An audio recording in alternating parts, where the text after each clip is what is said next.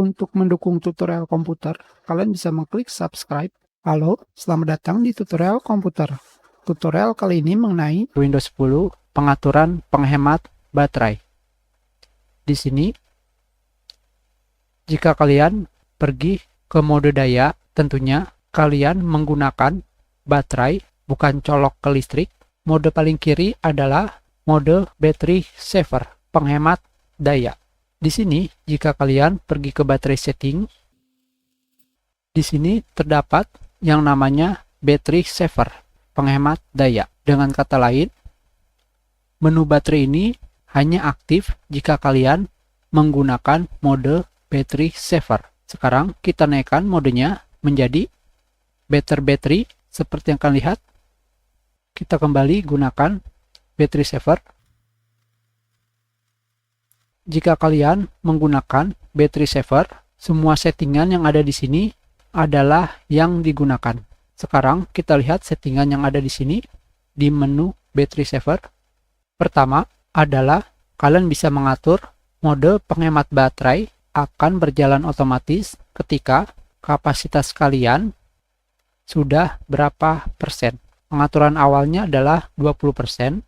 Tentunya kalian bisa memilih never untuk tidak pernah menjalankan mode penghemat baterai, atau pilih persentasi dari 10 sampai 50% dari kapasitas baterai yang tersisa, atau always, di mana kalian akan selalu menggunakan mode battery saver, penghemat baterai.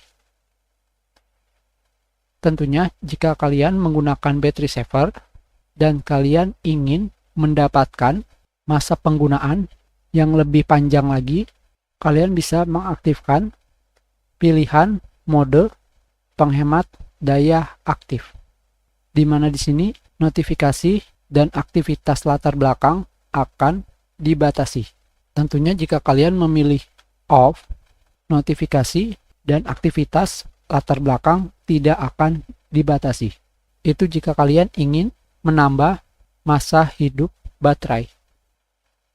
Dan yang berikutnya adalah kalian bisa mengurangi pencahayaan layar ketika menggunakan mode penghemat baterai.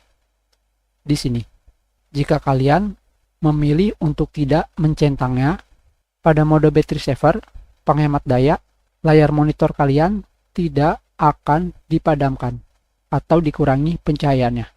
Dan pada bagian bawahnya di sini, kalian bisa melihat aplikasi apa saja yang menggunakan penggunaan baterai paling tinggi dari 1 hari sampai 1 minggu.